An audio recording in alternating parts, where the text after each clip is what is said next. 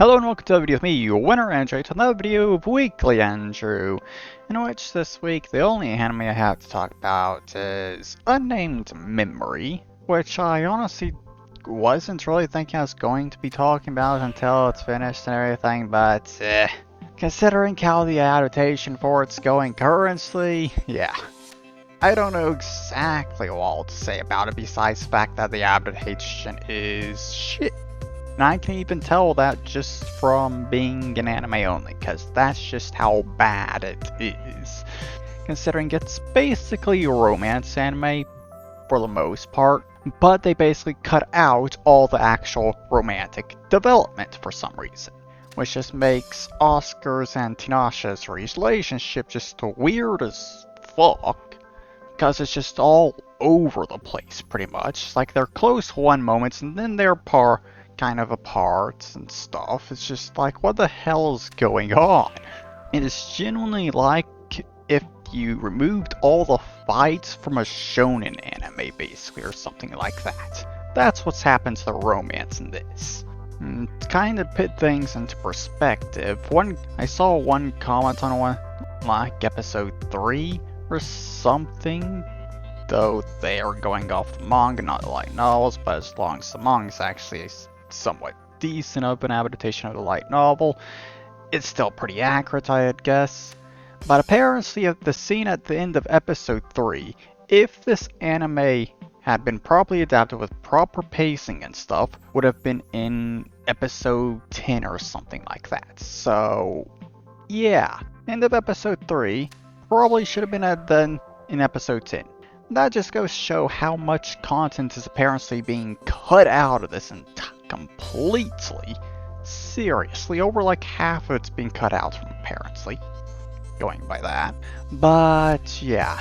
So we're basically just being left with these random bits and pieces that we're expected to actually understand. And personally, at the very least when it comes to what's currently going on, yeah, I don't exactly understand the reasoning behind everything that's currently happening.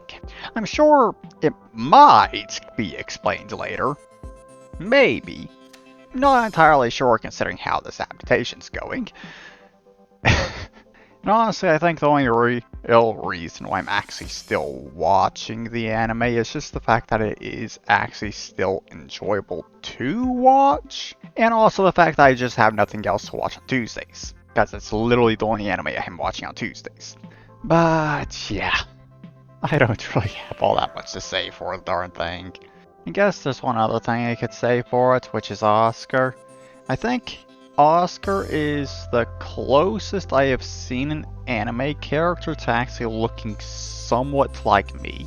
Though I'm pretty sure I'll never actually see an anime character that does look like me, especially considering facial hair. That's just super fucking rare.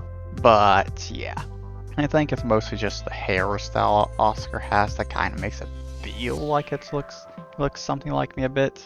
But that's it. But yeah. That's it for Unnamed Memory there, but yeah.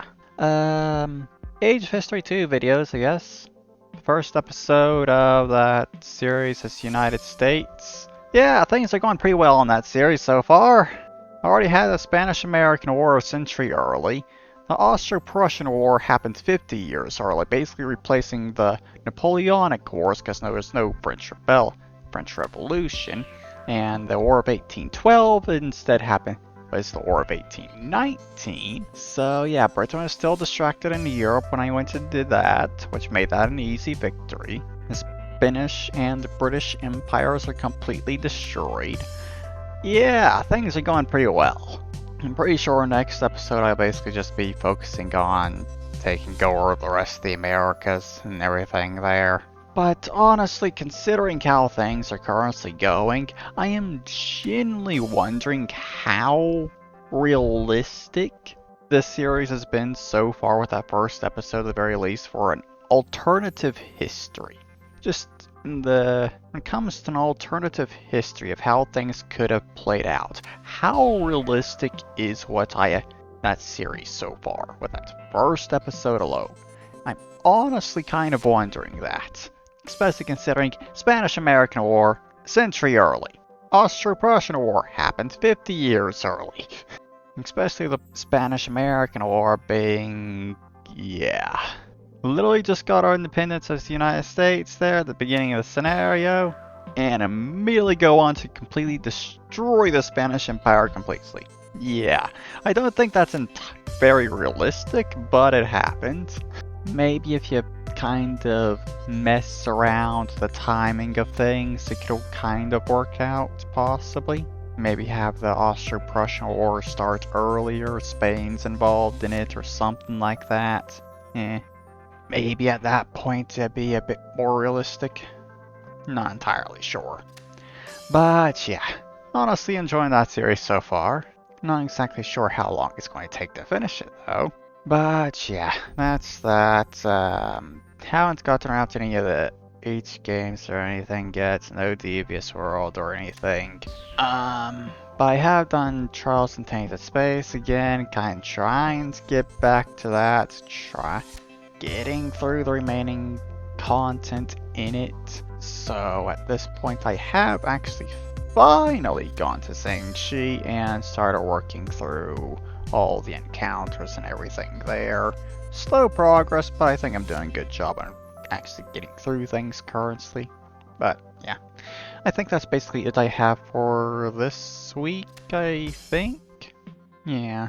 So yeah, I guess that's the end of this episode here. So yeah, I hope you've all enjoyed this video. I hope you all have a wonderful weekend. And I'll see you all in the next video. Bye bye.